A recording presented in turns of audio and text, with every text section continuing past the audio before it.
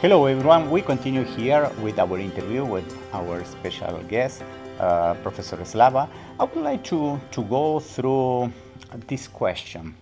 Since Argentina is implementing some proposal, I would like to know your opinion if this set of proposals are well aligned with the rest of the world.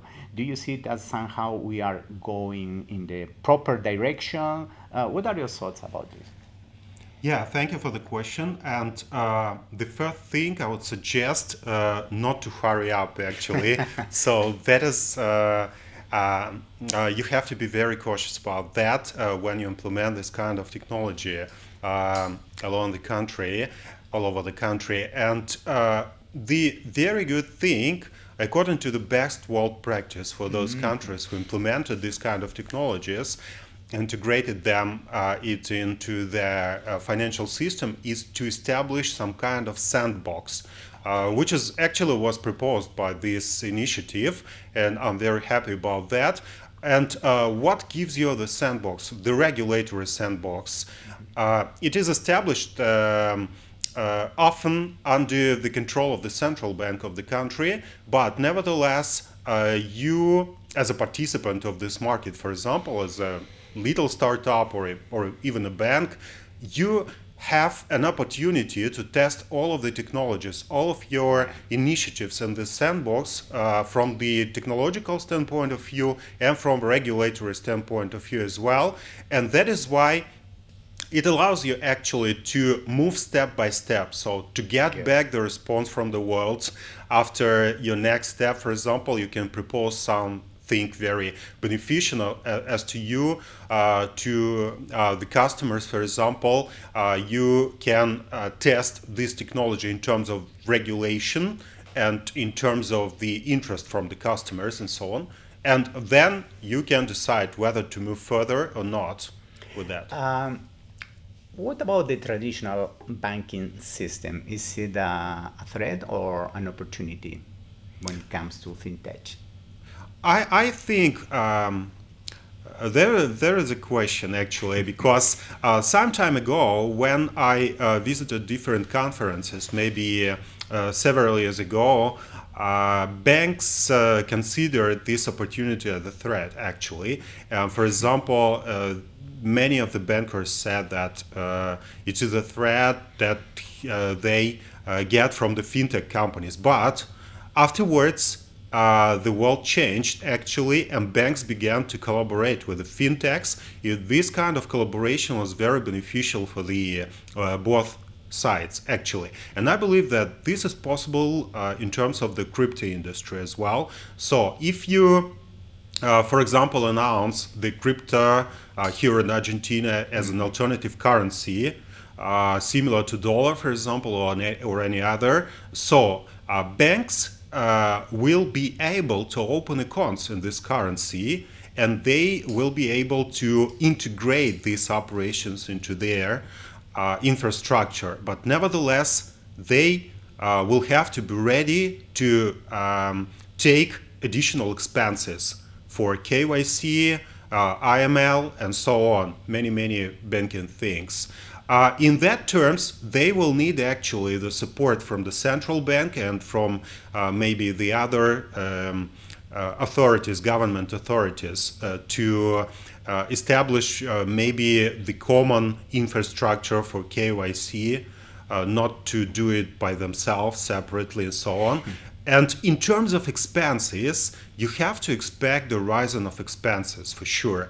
But in terms of the benefits which they will get afterwards, so I think that is not a threat at all. So it's a benefit even. For governments, in terms of avoid taxation, because typically in the first part of this early adoption of this technology, some individuals see fintech world as a way to avoid some traditional taxation. Do you see that this is the rule around the world, or is just a pure concern? Yeah, okay. There is such a threat, yes, but while you do not have very much volume of operations in cryptocurrency, comparing to the financial operations, for example, in national currency, you should not worry about that, I think, but you have to be, as a government authority, you have to be prepared to that, because the volume is rising always.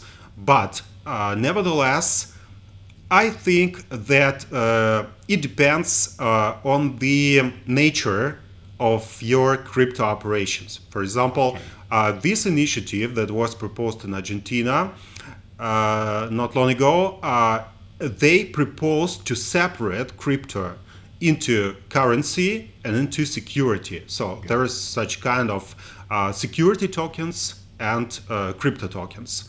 So you may use crypto tokens just for payments.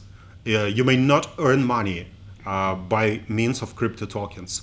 And you may use security tokens to earn money as securities. And in case of crypto tokens, I think that it doesn't worth take any taxes because you do not earn any money on that. But in case of security tokens, so they must be under the umbrella of security authority of the country, and you have to treat them as common securities, I think. That is why I support fully this initiative in that terms. Okay. A short final question. Some experts or people making an argumentation against this technology are saying that Argentina is not ready for this market, and that this kind of operation is for advanced countries. Do you agree or not with that opinion? Not fully, because so the statistics shows that Argentina is one of the most advanced countries in terms of crypto.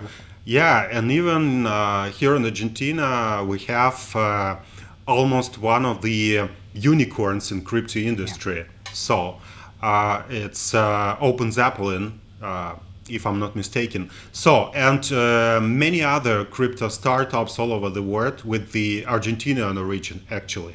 That is why if the local authority establish the right things, for example, in terms of legislation and infrastructure, I think they will come back actually or work for the local market. And that is why Argentina may become really the crypto hub, one of the crypto hubs in the world, really. I think because of the very high level of education, first of all, because of many startups and initiatives of the Argentinian nature all over the world. And I think that because of the fundamental reasons, actually, like inflation and so on, there is a very high request for this kind of technology here. And that is, as to me, that is the most important things. Okay. Yeah. Professor Slava, thank you for your time, and we expect to see you again in this cycle. Yeah, thank you. With a great pleasure. Thank you. Bye.